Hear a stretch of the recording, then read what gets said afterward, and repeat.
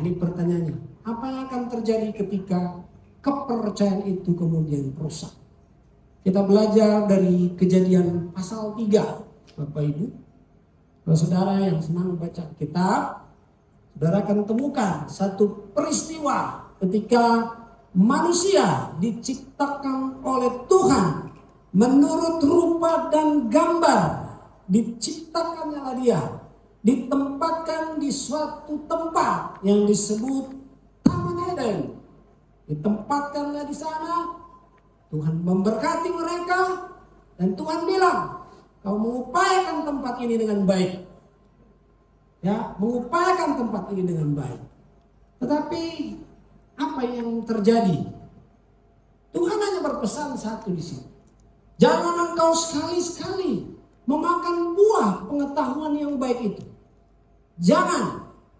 Tapi apa yang terjadi? Manusia melanggar itu. Ketika manusia melanggar itu, rusaklah hubungan kepercayaan antara Allah dan manusia. Rusak Bapak Ibu. Tandanya di mana? Ketika manusia itu Tuhan usir dari Taman Eden. Dan kemudian taman itu Tuhan pagari dengan pedang bernyala-nyala. Pedang bermata dua. Usir. Kalau masih dipercaya, pasti ya Tuhan kasih kesempatan di sini. Tapi sudah kehilangan kepercayaan. Karena hubungan ini sudah rusak. Karena manusia melanggar perintah Tuhan. Dan akhirnya kita tahu manusia itu diusir dari taman. Inilah peristiwanya Bapak Ibu. Baik.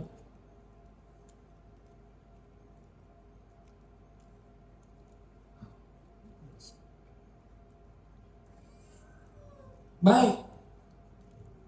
Kalau kita bicara tentang membangun kembali kepercayaan. Kalau orang membangun rumah harus mulai dari dasar tentunya, ya kan? Seorang membangun suatu gedung itu pasti mulai dari dasar. Nah, saya akan mulai dari dasar yang menjadi dasar saudara dan saya untuk melangkah di dalam kehidupan ini, yaitu firman Tuhan atau Alkitab. Jadi bangun kepercayaan kita terhadap Alkitab atau firman Tuhan. Karena Alkitab adalah dasar dari segala sesuatu. Alkitab adalah hikmat Tuhan. Segala kebenaran ada dalam Alkitab. Ya, apa yang terjadi dalam dunia ini, saudara boleh temukan di dalam Alkitab.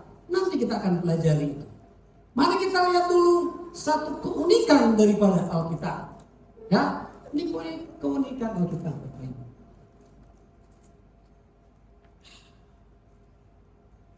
Sorry.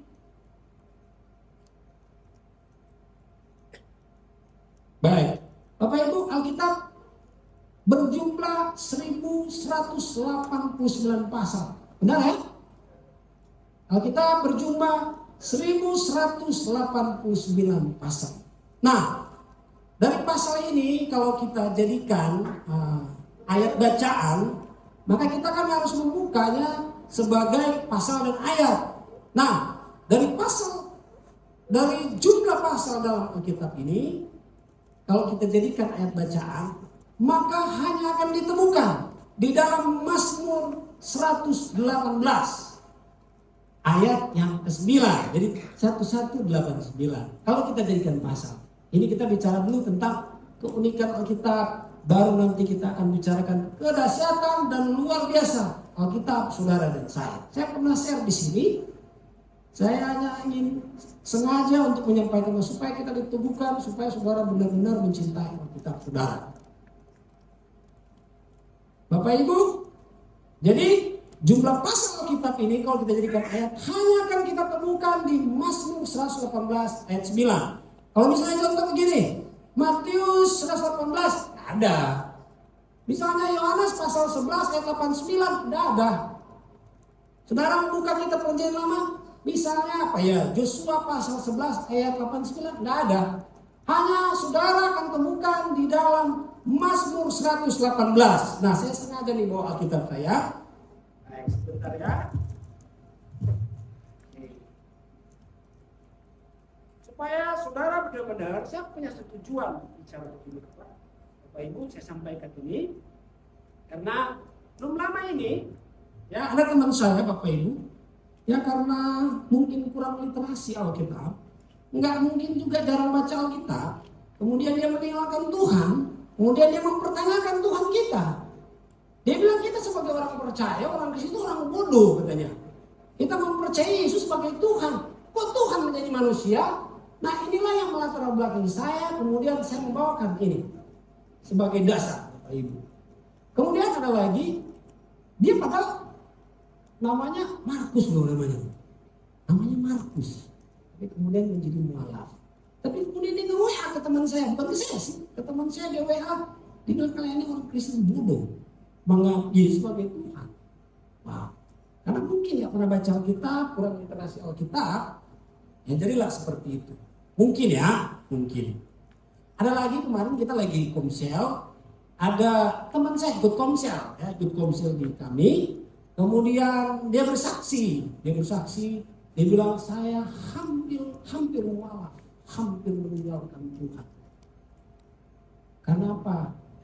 Cara baca Alkitab tidak tepat. Nah hari ini kita mulai dengan dasar kebenaran firman Tuhan bahwa Alkitab saudara saya itu sungguh luar biasa. Dasar dari segala ilmu pengetahuan. Bapak Ibu belakang ini saya lagi belajar bahwa Alkitab tidak bertentangan dengan sains. Ada penjelasannya. Selama ini kan orang bilang, menurut Alkitab penciptaan terjadi selama 6 hari. Kalau sains bilang bumi ini sudah jutaan tahun dan miliaran tahun. Ada penjelasannya Bapak Ibu. Tapi waktu nggak cukup Bapak Ibu, saya nggak sampaikan itu. Nah, kita lihat keunikan daripada Alkitab. Mazmur 18 dihimpit oleh Mazmur 117 dan Mazmur 119. Benar ya? Kalau saudara bawa kita, ada kelihatan nggak? Bapak Ibu bisa lihat ini? Kita lihat benar ya, kita buktikan. Nah, ini Mazmur 117 adalah ayat yang terpendek di dalam Alkitab. Terpendek ya. Hanya 2 ayat, satu pasal hanya 2 ayat. Nah, Mazmur 119 ayatnya terpanjang. 176 ayat terpanjang. Nah, ini Bapak Ibu. Tuh. Udah 2 lembar aja belum habis. Terpanjang. Nah inilah keunikan daripada kitab saudara dan saya yang adalah sumber dari segala kebenaran. Kita belajar. Dari mana kebenaran Bapak Ibu?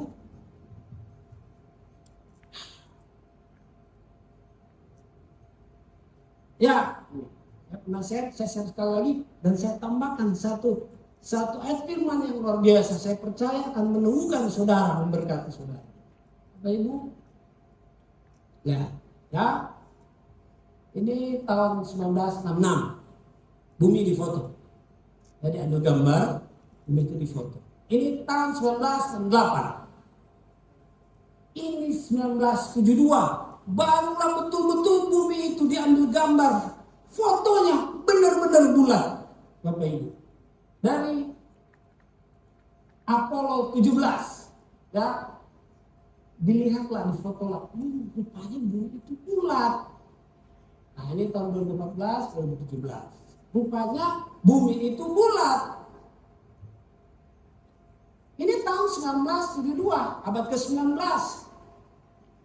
Tetapi Bapak Ibu tahu apa yang Alkitab tuliskan tentang ilmu pengetahuan ini? Itu sudah dituliskan di zaman Yesaya. Bapak Ibu kita baca firman-Nya, Yesaya pasal 40 ayat yang ke-22. Dia yang bertakhta di atas bulatan bumi, yang penduduknya seperti belalang. Bapak Ibu tahu Yesaya, dia ada kapan? 620 tahun sebelum Masehi. Artinya sebelum Kristus hadir. Penemuan bahwa bumi itu bulat secara global, secara nyata, ya itu baru 1972. Mungkin orang-orang yang sebelumnya udah keluar angkasa semacam Neil Armstrong, Yuri Gagarin, Buzz Aldrin, mungkin mereka yang melihat samar-samar begini mungkin. Mereka samar-samar. Oh iya ya, bumi itu agak bulat ya. Mungkin inilah yang terjadi tahun 1966, 68. Oh ini mungkin ya, agak bulat, tapi kan nggak sempurna ya. Dia sempurna dapat gambar tahun 1972. Tetapi rupanya luar biasa Alkitab saudara dan saya sudah menuliskan ini 620 tahun sebelum Masehi. Sudah dikatakan bumi itu rupanya bulat. Baik, ini yang berikutnya. Sudah siapkan daripada Alkitab saudara dan saya. Ada yang kenal ini? Ada yang pernah lihat? Ada yang pernah lihat? Ada yang kenal? Boleh disebutkan namanya? Ada yang tahu? Tadi di Cipanas, pinter. Yang jawab memang Bapak Guru sih ya. Pak Guru yang jawabnya. Dia tahu nih. Ya?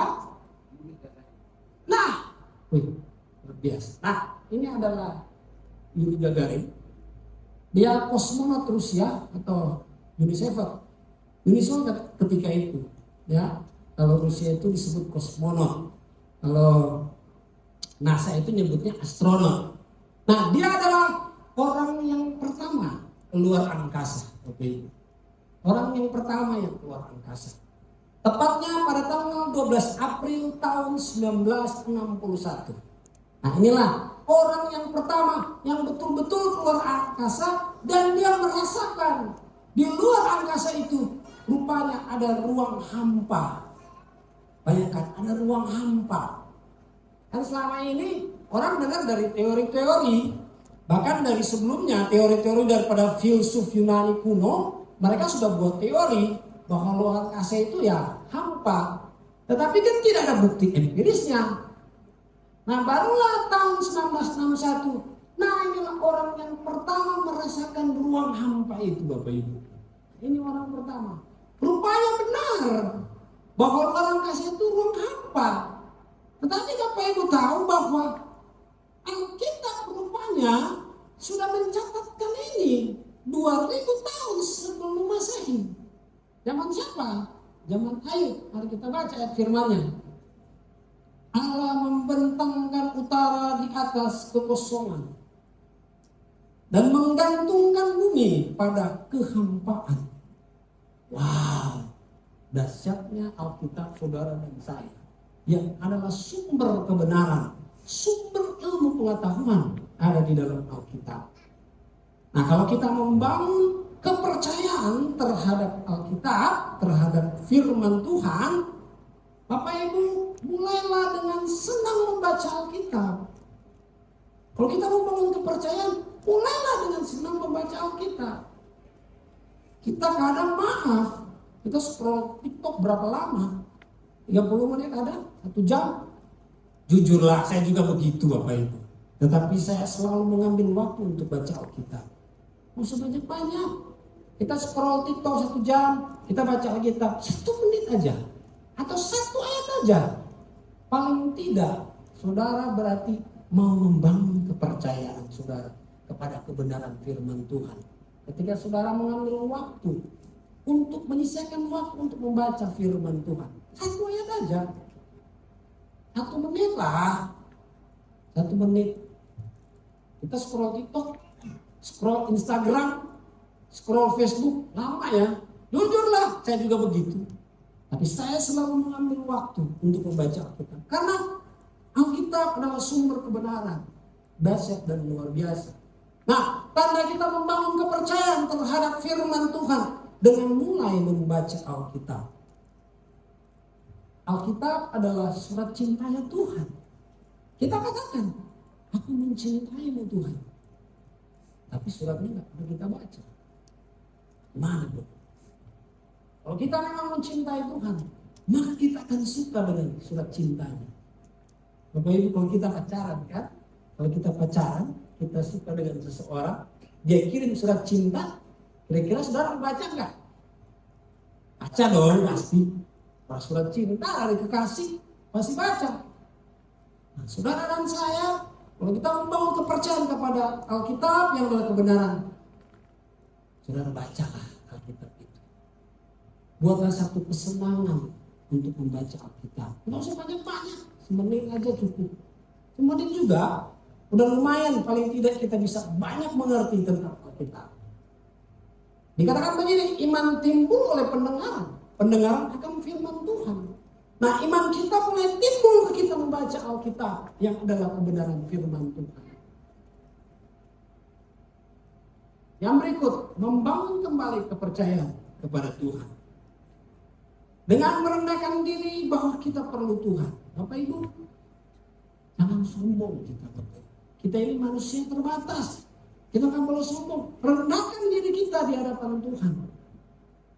Kita ini terbatas. Bapak Ibu, mungkin sudah baca ya, karena ini sangat viral. Di Amerika terjadi kebakaran hebat yang luar biasa. Bapak Ibu. Negara itu disebut negara superpower. Bayangkan disebutnya negara superpower. Tetapi dia tidak bisa mengatasi kebakaran itu.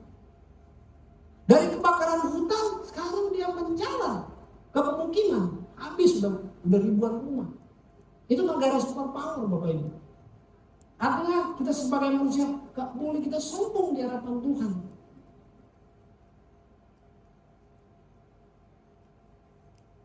Negara sekuat itu aja tidak bisa mengatasi. Di Indonesia mungkin hebat ya. Indonesia kan kalau kebakaran hutan bisa teratasi ya, walaupun asapnya udah kemana-mana, tapi masih bisa. Di Amerika dari kebakaran hutan, sekarang kebakaran pusat kotanya tidak bisa diatasi. Itu menandakan bahwa kita itu manusia terbatas. Kita perlu Tuhan di dalam hidup ini.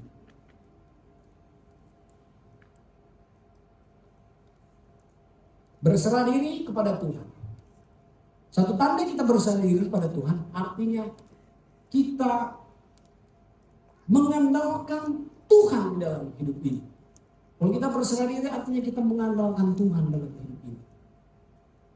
Mengizinkan diri kita untuk mau diubahkan. Mau diubahkan. Kalau kita membangun kepercayaan, kita harus mau berubah, Bapak Ibu. Kemudian apa lagi? Kita mau bertobat, Bapak Ibu. Bertobat ini penting, Bapak Ibu. Dan kita harus melakukan pertobatan. Setiap hari kalau kita melakukan kesalahan, Bapak Ibu. Di dalam Lukas 15 ayat 7, bukan dikatakan begini. Kalau satu orang menerima Kristus, kemudian surga bersuka cita. Enggak. Tapi dikatakan, kalau ada satu orang bertobat, maka surga bersuka cita. Jadi pertobatan ini penting, Bapak Ibu. Kita lihat di sini Petrus, ya. Petrus dan Yudas murid Kristus. Dua-dua ini sudah dinubuatkan. Ya, yang satu akan menyangkal Yesus, yang satu akan menjual Yesus. Yudas, ketika dia melakukan kesalahan itu, dia menyesal. Tetapi kalau Petrus, dia bertobat. Jadi yang terpenting adalah pertobatan, bukan penyesalan. Wah, saya menyesal. Saya sudah menyakitimu, saya menyesal. Bukan, saya mau bertobat hari ini karena saya sudah menyakiti. Pertobatan yang penting, bukan penyesalan. Yudas menyesal, tapi dia bunuh diri. Petrus bertobat. Dia adalah orang pertama yang dipakai Tuhan untuk mendirikan gereja. Kemudian, sebagai tanda kita membangun kepercayaan kepada Tuhan, kita harus mengasihi sesama. Dikatakan di dalam 1 Yohanes 4 ayat 20, jika seorang berkata, aku mengasihi Allah, dan ia membenci saudaranya, maka ia adalah pendusta. Karena barang siapa tidak mengasihi saudaranya yang dilihatnya, tidak mungkin mengasihi Allah yang tidak dilihatnya. Saya berkata, Tuhan, aku mengasihi Engkau. Kata Tuhan, Ricky, benar. Iya Tuhan, aku mengasihi Engkau. Aku Tuhan tiap minggu ke gereja, sering berdoa, melayani pekerjaan Tuhan. Masa aku tidak mengasihi Engkau? Ricky, tapi itu saudaramu, engkau benci terhadap dia. Tuhan bilang, engkau pembohong. Enggak Tuhan, dia kan manusia. Yang saya lakukan untuk pekerjaan Tuhan, itu saya lakukan sebaik-baiknya. Saya melayani dengan tulus sungguh hati. Saya lakukan itu untuk Tuhan.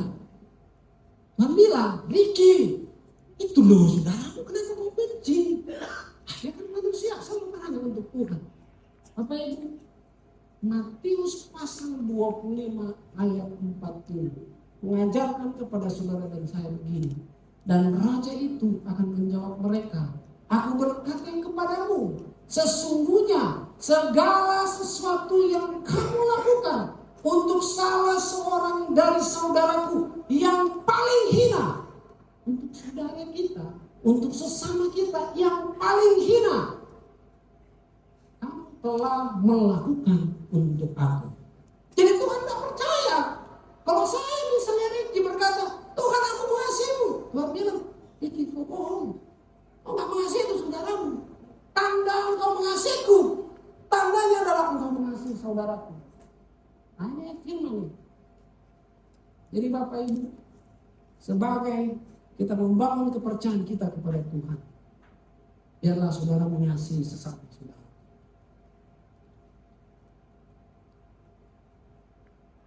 Wah, mata saya berperan. Ini sudah pakai kacamata Bapak Ibu ya. Coba saya bawa. Baik, membangun kembali kepercayaan terhadap sesama. Yang pertama, terhadap Alkitab yang adalah kebenaran firman Tuhan. Dan yang kedua, membangun kepercayaan terhadap Tuhan. Dan sekarang kita membangun kembali kepercayaan terhadap sesama. Dan jadikanlah dirimu sendiri suatu teladan dalam berbuat baik. Hendaklah engkau jujur dan sungguh-sungguh dalam pengajaranmu. Sehat dan tidak bercela dalam pemberitaanmu, sehingga lawan menjadi malu karena tidak ada hal-hal buruk yang dapat mereka sebarkan tentang kita. Hamba-hamba hendaklah taat kepada tuannya dalam segala hal dan berkenan kepada mereka. Jangan membantah, jangan curang, tetapi hendaklah selalu tulus dan setia, supaya dengan demikian mereka dalam segala hal memuliakan ajaran Allah Juru Selamat kita. Baik, karena kita belajar, kita membangun hubungan dengan manusia. Hiduplah dengan jujur, hiduplah bersikap jujur Bapak Ibu. Di dalam saudara bekerja, berbisnis usaha, jujur. Bersikaplah jujur, hidup dengan jujur. Hidup dengan bertanggung jawab Bapak Ibu. Hidup dengan menunjukkan perubahan. Kalau kita nggak merubah, orang gimana mau percaya? Bapak Ibu, ada satu kali kami dipinjemin uang oleh seseorang. Sudah lama banget ya, sudah beberapa tahun yang lalu. Dia pinjam uang, sebenarnya bukan saya, istri saya dipinjemin uang. Ya, istri saya kadang gitu, kalau orang datang nangis-nangis gitu-gitu, ya dia gampang. Kalau saya belum tentu loh. Ya gini-gini maaf, belum tentu. Kalau orang nangis-nangis minta tolong itu belum tentu. Tapi istri saya ini waktu itu dia kasih, ya udah, pinjamlah uang kami itu 40 juta. Kemudian dia berusaha untuk membayar dengan menjual rumahnya. Akhirnya dia jual lah, sebenarnya bukan rumah ya, ruko dia jual. 3 buah ruko dia jual dengan harga hampir 2 miliar Bapak Ibu. Akan tetapi dia bayar ke saya hanya 10 juta. Dia bayar ke orang lain, ke teman saya, pinjam 40 juta, dia bayar 80 juta berserta dengan bunga-bunganya. Saya nggak ada bunga sepeser pun. Cuma saya bilang, ya udah kembalikan aja lah semua uang saya. Saya bilang, Cik, masa terima uang hampir 2M, masa 40 juta nggak melunasin sih? Dia hanya kasih 10 juta. Itu pun saya harus mengemis-ngemis. Saya bilang, Cik tolonglah, ditambahlah saya 2 juta. Jadi 12 juta. Sampai sekarang nggak lunas. Saya sudah mengampuni dia Bapak Ibu ya. Saya sudah mengampuni. Tapi dia sering datang Bapak Ibu. Sering datang dengan persoalan yang sama. Persoalan yang sama. Tapi malah saya mengampuni. Tapi sudah kehilangan kepercayaan. Kalau kita mau dipercaya, kita harus tunjukkan perubahan. Menunjukkan perubahan. Kalau nggak berubah, siapa yang mau percaya? Saudara dan saya akan sulit dipercaya orang. Kalau kita tidak jujur, kalau tidak ada perubahan di dalam hidup kita, jujur, saya nggak bisa percaya lagi. Karena nggak ada perubahan. Kalau kita mau, Bapak Ibu, dipercaya, kita harus ada perubahan dalam hidup. Bapak Ibu, saya jujur. Saya belajar di dalam hidup ini untuk jujur dan tulus. Saya belajar, saya sama seperti saudara dan saya itu sama. Saya belajar juga sama. Saya belajar jujur dan tulus. Itu modal saya merantau Bapak Ibu. Dan puji Tuhan Bapak Ibu, saya banyak orang Bapak Ibu hubungi saya untuk bekerja sama dalam suatu usaha. Jujur. Tapi saya masih setia dengan bos saya. Saya jujur, banyak yang manggil saya untuk berbisnis, berusaha. Saya nggak tahu apa yang mereka dari sana. Saya bukan orang yang sekolah tinggi-tinggi juga, bukan orang yang berpengetahuan tinggi juga. Tapi saya belajar dari dulu untuk saya boleh hidup jujur dan tulus. Bapak Ibu, tulus Bapak Ibu. Tulus di dalam hidup ini. Pak, saya sudah jujur, saya sudah tulus, saya sudah bekerja mati-matian, tapi bos saya pelit, nggak pernah makan saya. Bapak Ibu, Tuhan nggak pernah, Tuhan tuh melihat apa yang saudara lakukan. Kalau mungkin bos saya tidak melihat, dia Tuhan yang melihat saudara. Dia Tuhan yang melihat saudara. Selama saudara bersikap jujur, Amsal pasal 2 ayat 7 berkata, Tuhan menolong orang yang jujur. Tuhan selalu menolong orang yang jujur.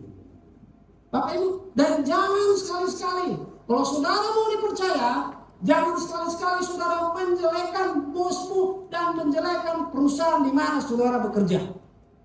Di mana saudara bekerja, berbisnis, jangan sekali-sekali saudara menjelekkan bosmu. Lebih baik saudara doakan. Kalau ada peribahasa mengatakan, jangan kau muntah di piring yang kau pakai makan. Jadi selama kita bekerja di situ, saudara nggak boleh menjelek-jelekan perusahaan, bosmu. Jangan, nggak menjadi berkat bagi saudara. Bagi kita apa yang menjadi berkat? Nggak ada faedah. Lebih baik saudara doakan. Saudara doakan, biar dia usahanya bagus. Kalau dia bagus, Bapak Ibu paling tidak, kalau kita bekerja, dalam konteks kita bekerja, paling tidak kita digaji tepat waktu. Iya kan?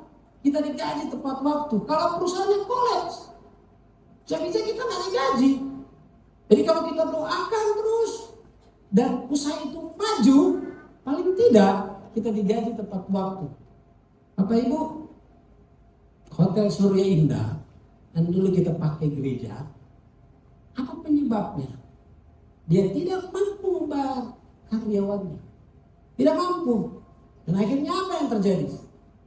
Kolaps. Sekarang dikuasai oleh karyawannya. Hotelnya dikuasai oleh karyawannya.